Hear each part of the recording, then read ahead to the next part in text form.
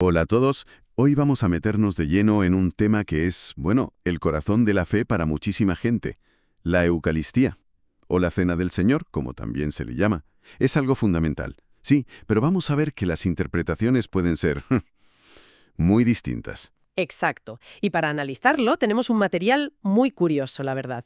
Una conversación de WhatsApp, fíjate, entre un católico y un amigo suyo, pastor evangélico, Esteban. Y también un documento que preparó la parte católica para explicar su punto de vista al principio. O sea, fuentes directas de un diálogo real. Nuestra idea hoy es, bueno, desgranar esas diferentes maneras de entenderlo, desde la teología, desde la Biblia, tal como aparecen ahí, sin ponernos de un lado u otro, solo exponiendo los argumentos. Venga, vamos a ello. Pues sí, y todo empieza, fíjate, con una invitación. El pastor evangélico invita al amigo católico a una cena eucarística en su comunidad. Y el católico le dice que no. Y al explicar por qué, pues ya expone su visión. Para él, la Eucaristía es un sacramento muy específico, algo que ve ligado sí o sí a la sucesión apostólica. Espera, para que quede claro, esa sucesión apostólica, según la visión católica que se presenta, es la idea de que hay una línea continua de autoridad, ¿no? Desde los obispos de hoy hasta los apóstoles, y que esa línea es necesaria para que algunos actos como la Eucaristía sean válidos. Justo eso. Y claro, esa negativa y esa explicación, pues abren la caja de Pandora, digamos, se meten en un diálogo bastante a fondo sobre en qué basa cada uno su postura. Y lo más interesante, creo yo, es ver cómo los dos leen los mismos textos de la Biblia, Sí, pero sacan conclusiones totalmente diferentes sobre qué es y qué significa esto. pues empecemos por ahí, por la diferencia más básica que salta enseguida. ¿Qué es esta celebración? ¿Es solo un recuerdo, un símbolo o hay algo más? El documento católico que mencionabas, ¿qué dice? Pues dice que no es solo un recuerdo. Se va a Hechos de los Apóstoles, ¿sabes? Y dice que cuando ahí se habla de que los primeros cristianos perseveraban en la fracción del pan, Ajá. eso no era comer juntos y ya está, era la celebración eucarística, con todo el significado de la última cena y también de Emaús, ¿recuerdas? Cuando reconocen a Jesús resucitado justo al partir el pan. Vale. O sea, le dan un peso sacramental desde el principio. Exacto. Y el núcleo duro de esa postura es la presencia real. Se basan, sobre todo, en las palabras literales de Jesús en la última cena, tal como vienen en los Evangelios. Tomad, comed. Esto es mi cuerpo. Bebed todos, porque esta es mi sangre. El énfasis en el es, claro. Eso es. Insisten en que no dijo simboliza ni representa. Dijo es. Para ellos es una afirmación de identidad real. Pan y vino son cuerpo y sangre. Y aparte de esas palabras de Jesús, usan algo más para reforzar esa idea de presencia real. Sí, sí. El interlocutor católico menciona a San Pablo en la primera carta a los Corintios. Hay un par de puntos clave ahí. Primero, en el capítulo 10, Pablo pregunta algo así como, ¿la copa que bendecimos no es comunión con la sangre de Cristo? ¿El pan que partimos no es comunión con el cuerpo de Cristo? Comunión, koinonía en griego, ¿verdad? Esa misma. Y en la interpretación católica que se expone, esa coinonía no es solo, bueno, un sentimiento de unidad o compañerismo. Es una participación real, casi tangible, en el cuerpo y la sangre. Entiendo. Una participación que va más allá de lo simbólico. Justo. Y luego está el otro pasaje del capítulo 11 de la misma carta que le da todavía más fuerza a esta visión. Pablo se pone muy serio advirtiendo sobre comer el pan o beber la copa del Señor indignamente. Sí, es un texto fuerte. Mucho. Dice que quien lo hace será reo del cuerpo y de la sangre del Señor. Casi nada. Y que come y bebe su propia condena si no discierne el cuerpo. Uf, Entonces, la reflexión que hacen es, a ver, ¿por qué una advertencia tan tremenda hablar de ser culpable del cuerpo y la sangre si fuera solo un símbolo? Argumentan que esa gravedad solo se explica si lo que se recibe es realmente el cuerpo y la sangre del Señor, aunque parezca pan y vino. vale. Clarísima la postura católica que se presenta en las fuentes. Pero ahora, ¿qué dice Esteban, el pastor evangélico? Aquí viene el contraste fuerte, ¿no? Efectivamente. Esteban presenta lo que es la visión evangélica más común. La Cena del Señor es, sobre todo, un acto de memoria. un recordatorio. ¿Un memorial? Eso es, un memorial muy importante, muy solemne, sí, pero un memorial. Se centra en las palabras de Jesús: «Haced esto en memoria mía». Para él, la idea es recordar el sacrificio de Cristo en la cruz, que fue completo, definitivo. Cristo ahora está en el cielo, a la derecha de Dios, intercediendo. Entonces, ¿niega la presencia física en el pan y el vino? Totalmente. Niega que Cristo esté físicamente ahí en los elementos. Pero entonces, ¿cómo encaja los textos de Pablo? Esos que la otra parte ve tan claros como lo de la coinonía en 1 Corintios 10. Bueno, Esteban los lee en su contexto. Dice que si lees todo el capítulo 10 de 1 Corintios, de lo que Pablo está hablando principalmente es de huir de la idolatría y de la unidad de los creyentes en Cristo. Vale. Así que cuando Pablo habla de coinonía con el cuerpo y la sangre, Esteban lo interpreta como la común unión que todos los creyentes tenemos en Cristo. Formamos un solo cuerpo espiritual. Lo ve como un contraste con la coinonía, o sea, la participación en los sacrificios paganos. Ah, entiendo. No es comer físicamente a Cristo, sino la unión espiritual del grupo de creyentes con Él. Exacto. Es la pertenencia mutua que tenemos los cristianos en Él, en oposición a cualquier lío con los ídolos. Esa es su lectura. Comprendido. Pone el foco en la unión de los creyentes entre sí y con Cristo como cuerpo místico. Y la advertencia tan seria de Pablo en el capítulo 11, si no es por una presencia física, ¿por qué es tan grave comer y beber indignamente? A ver, Esteban argumenta que la gravedad no viene de una presencia física en el pan y el vino, viene de la santidad y el significado enorme de lo que se está recordando. ¿Del sacrificio de Cristo? Claro, Del sacrificio redentor. Entonces, tomarse ese acto de memoria a la ligera o con divisiones entre la gente, que parece que era lo que pasaba en Corinto, sin pensar en la unidad de todos, sin examinarse uno mismo, pues es despreciar el propio sacrificio de Cristo. o sea, es grave por lo que representa y recuerda. Exacto. La ofensa es por la actitud irreverente hacia el memorial del acto más sagrado de todos. Por eso viene la corrección divina, no porque el pan se transforme físicamente. Queda muy clara la diferencia, sí.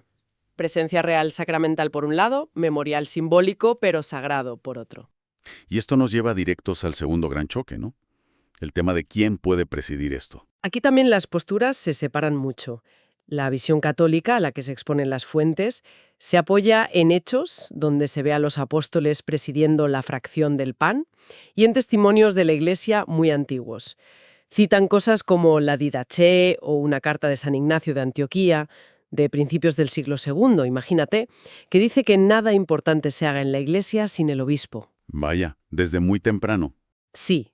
Y con esa base afirman que la Eucaristía la tiene que presidir un ministro ordenado, dentro de esa línea de sucesión apostólica que decíamos, un obispo o un cura presbítero delegado por él. ¿Y la lógica teológica detrás de que solo ellos puedan? Se basa en que estos ministros ordenados actúan in persona Christi Capitis. En la persona de Cristo cabeza. Eso es, como representando a Cristo como cabeza de la Iglesia. Citan textos como Juan 20, cuando Jesús resucitado da autoridad a los apóstoles, o 1 Corintios 4, donde Pablo dice que los apóstoles son administradores de los misterios de Dios. Incluso leen Romanos 15-16, donde Pablo habla de su ministerio como un servicio sacerdotal, en un sentido litúrgico. Servicio sacerdotal. Sí, la palabra griega es hierorgunta. La idea clave es que solo alguien ordenado así puede consagrar. Y ojo, es importante entender que para ellos el sacerdote no repite el sacrificio de la cruz, que fue único, Claro. sino que lo hace presente otra vez, lo actualiza de forma sacramental en el altar. Vale. Y aquí es donde Esteban, el pastor evangélico, dice, pues que no. Que ese concepto de un sacerdote que ofrece sacrificios como en el Antiguo Testamento se acabó con Cristo. Exactamente. El argumento de Esteban es que el sacrificio de Cristo fue único, perfecto y suficiente, una vez para siempre, como dice la carta a los Hebreos. La suficiencia del sacrificio de Cristo. Total. Y por tanto, ya no hace falta una clase especial de sacerdotes para seguir ofreciendo sacrificios o para mediar de esa forma. Cristo es el único sumo sacerdote. Y todos los creyentes, dice él, tenemos acceso directo a Dios por medio de él. Es la idea del sacerdocio de todos los creyentes, aunque no use esa frase exacta en la conversación. Entonces, ¿los pastores, ancianos, diáconos que sí existen, qué papel tienen para él? ¿Y cómo lee eso de Pablo y su servicio sacerdotal? Reconoce esos roles, claro. Pastores, que él ve como obispos o supervisores, ancianos, presbíteros y diáconos. Pero sus funciones las ve más en términos de enseñar, guiar a la gente, administrar, servir, no en presidir un sacrificio sacramental. Y para apoyar que el sacerdocio antiguo se acabó, cita Hechos 6.7. Ahí dice que un gran número de sacerdotes judíos obedecían a la fe. Ah, Él lo interpreta como una señal de que el sacerdocio levítico estaba siendo superado por el Evangelio, no que se estuviera reemplazando por otro sacerdocio cristiano parecido. y Romanos 15:16, lo del servicio sacerdotal de Pablo. Pues lo lee de otra manera. No cree que Pablo esté hablando de una función en la liturgia o en un sacramento. Piensa que Pablo usa ese lenguaje un poco, metafóricamente, para describir la tarea tan enorme y sagrada que era llevar el Evangelio a los no judíos, presentándolos como una ofrenda agradable a Dios. Como una metáfora de su misión evangelizadora. Eso es. Lo conecta más con la gran comisión de Mateo 28. Id, haced discípulos, bautizad, enseñad. Tareas que, para Esteban, no necesitan una ordenación sacerdotal específica para poder presidir la Cena del Señor. Él cree que eso lo pueden hacer los ancianos o pastores de la comunidad. Es fascinante ver cómo el mismo texto admite lecturas tan distintas en sus implicaciones prácticas. Y esto nos lleva al tercer punto que se discute, la participación de los creyentes. Si la naturaleza del acto y quien lo preside son diferentes, ¿cómo se ve la relación del creyente con el sacrificio de Cristo en la cena? Esteban es muy directo en esto. Dice que los creyentes somos benditos destinatarios del sacrificio de Cristo. Lo recibimos, nos beneficiamos, pero no participamos activamente en el acto sacrificial. No somos coparticipantes, digamos. No. Se apoya otra vez en Hebreos 10, que insiste en que el sacrificio fue perfecto y final, una vez para siempre. Así que para él no hay nada que actualizar ni representar de forma sacramental. El sacrificio está hecho, está completo, está vigente en el cielo. Sí admite que los cristianos participamos en los sufrimientos de Cristo, como parte de seguirle. Sí, como dice Pablo también. Exacto. Cita Romanos 8:29 sobre ser conformados a su imagen, pero distingue eso totalmente de participar en el acto redentor de la cruz a través de la cena. ¿Y cuál es la respuesta o el matiz católico a eso? ¿Cómo leen ellos Hebreos 10 entonces? Pues la réplica católica dice, estamos de acuerdo en que Hebreos 10 niega que haya que repetir sacrificios, como los del Antiguo Testamento que no eran eficaces, pero argumentan que eso no niega que podamos participar sacramentalmente en el único sacrificio de Cristo, que es eterno y supera el tiempo. Ah, vale. No es repetir, es participar en el único que hay. Exacto. Y vuelven a la carga con Corintios 10:16. No es la copa, comunión, participación con la sangre. No es el pan, comunión, participación con el cuerpo.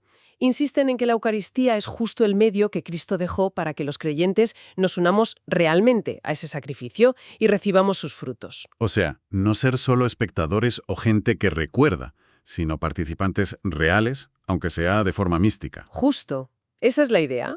Participantes místicos, pero reales. Vemos el patrón claro, ¿sí? Textos clave interpretados de forma diferente, que llevan a teologías y prácticas muy distintas. Incluso sobre la presencia de Cristo en general, hay un pequeño matiz en la conversación, ¿no? Esteban dice que Cristo está en el cielo, pero también donde 2 o 3 se reúnen en su nombre. Sí, y la respuesta católica no niega eso. Reconoce que Cristo está glorioso en el cielo y que está espiritualmente presente cuando la comunidad se reúne. Pero dice que la presencia en la Eucaristía es algo diferente y adicional. Es una presencia única, real, verdadera, sustancial, bajo las apariencias de pan y vino. Un modo de presencia distinto. Un modo sacramental, que cumple de una manera especialísima la promesa de Jesús en Mateo 28. Estaré con vosotros todos los días. Es un misterio, claro, pero lo ven como la forma más íntima y directa de presencia de Cristo posible aquí en la tierra. Entonces, resumiendo un poco, vemos diferencias muy profundas en cómo entienden la Eucaristía o la Cena del Señor. Presencia real frente a memorial, necesidad de un sacerdocio ordenado frente a liderazgo pastoral, participación sacramental en el sacrificio frente a ser receptores de sus beneficios. Pero a pesar de todo eso, parece que ambos interlocutores, por lo que leemos, sí coinciden en lo más básico, ¿no? En la centralidad total del sacrificio único de Cristo y su obra. Exactamente. eso nadie lo pone en duda. Ni la suficiencia del sacrificio de Cristo, ni que Él está ahora intercediendo por nosotros. La gran diferencia, que tiene unas implicaciones enormes para la vida de la Iglesia, está en cómo ese sacrificio único y la presencia de Cristo resucitado llegan a nosotros hoy. Cómo se hacen accesibles, cómo nos relacionamos con ellos concretamente a través de ese rito que instituyó Jesús. Es un canal directo de gracia, un sacramento que hace presente el evento original. O es un acto de recuerdo, de proclamación, que nos une espiritualmente a Él y a lo que hizo en el pasado. Ahí está el quid.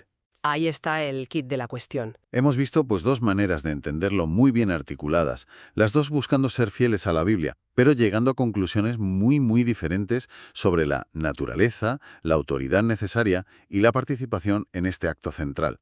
Por un lado, una visión que llamaríamos sacramental fuerte, muy ligada a una estructura de iglesia concreta y a una presencia que se considera real y objetiva. Y por otro lado, una visión más memorial, centrada en la fe personal, en el recuerdo comunitario y en la comunión espiritual del grupo. Y todo esto nos deja pensando, ¿verdad?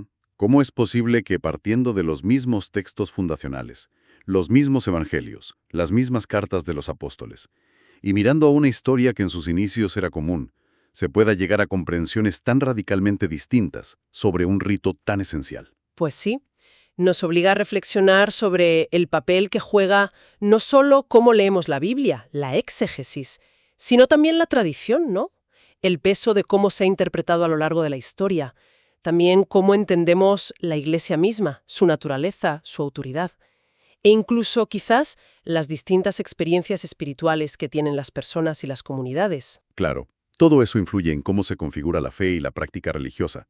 Es una cuestión muy profunda, esta relación entre el texto, la tradición, la comunidad y la experiencia personal en la vida de fe. Da para seguir dándole vueltas, desde luego. Una reflexión importante para llevarnos.